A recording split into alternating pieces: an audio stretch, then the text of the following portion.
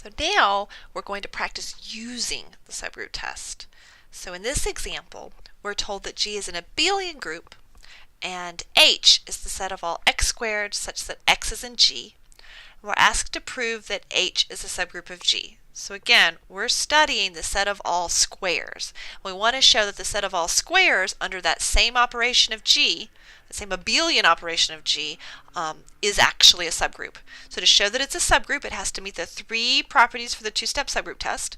So we need to show that H is non-empty, and often we show the identities in H, but we could choose anything that we know is in H. We need to show that if we take two arbitrary elements of H, then their product has to be in H. And we also need to show that if we take an arbitrary element of H, its inverse is in H. So we show non-empty, closure, and inverses. And we'll start with the non-empty. So let's think of the identity. So note that the identity squared is equal to the identity, so that the identity is in H. So what I need to do to prove that something is in H is show that it can be expressed as a square. So what we've shown here is that E is a square, right? E is equal to E squared. So I've expressed E as a perfect square, and that's what makes it be an element of H. H is the collection of all perfect squares. So if I want to prove that something's an element of H, I have to show that that thing is equal to something's square. So I know the identity is in H because it is equal to the identity squared. So now we can move on and tackle step one. So we need to show that if we take two arbitrary elements out of H, then the product is in H. So we'll start off just by taking two arbitrary elements out of H because it's an if-then proof, right? So we're supposed to assume the if and then try to get to the then. So I start off with taking two things out of H, and then I should write down what that means. What is it? What makes it special to be in H? And remember, what makes it special is that it's a perfect square. So that means that A is equal to x squared, and B is equal to y squared for some x and y in H. Because A and B are squares. That's what it means to be in H. H is the set of all perfect squares. And then my goal is to show that the product AB is in H. So I want to show that the product AB is a perfect square. So I'll say, I'm going to start with AB and try to show that it's equal to some square. So right now, just by substitution, AB is x squared y squared. But then if I write that out, that's xxyy. But because G was abelian, I can switch those middle x's and y's to get xy, and that's xy squared.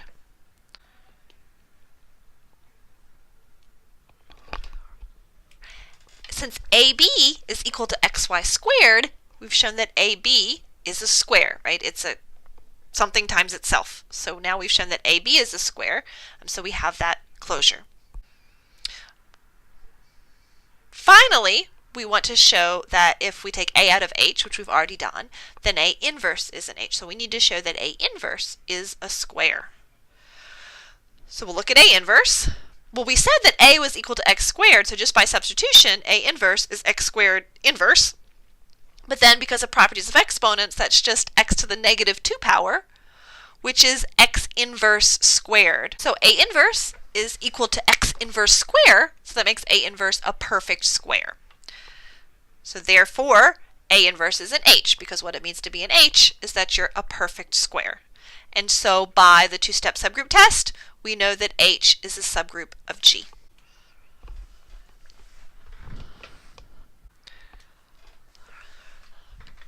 So for part B of this example, I just wanted us to kind of get a handle of what H looks like for some particular group. So I chose Z mod 8. So remember, that group is the set 0, 1, 2, 3, 4, 5, 6, 7, and the operation is addition mod 8. So I just listed all the elements in the group, and then I calculated their squares. So notice that x squared is x operated on x, and our operation is addition mod 8. So x squared is x plus x mod 8. So 0 squared is 0 plus 0, 1 squared is 1 plus 1, 2 squared is 2 plus 2, 3 squared is 3 plus 3, 4 squared is 4 plus 4 mod 8, so that's 8 mod 8, so that's 0. 5 squared is 5 plus 5 mod 8, which is 10 mod 8, so that's 2. And then you can check yourself that 6 plus 6 mod 8 is 4, and 7 plus 7 mod 8 is 6. So then we have our set of squares. If we just look at the numbers that show up on the squared line, 0, 2, 4, and 6, what h is, and then we understand that the operation is addition mod 8, the same operation as our group G. Finally, we want to find h, that set of all squares, if G is the U of 7. So remember, the U of 7 is all of the positive integers that are less than 7 and relatively prime to 7. Since 7 is itself prime, that's just going to be all of the integers that are positive integers that are less than 7. And the operation is multiplication mod 7. So again, we set up our table. So I wrote x, and then I wrote all the elements of G, the positive integers that are less than 7 and relatively prime to 7.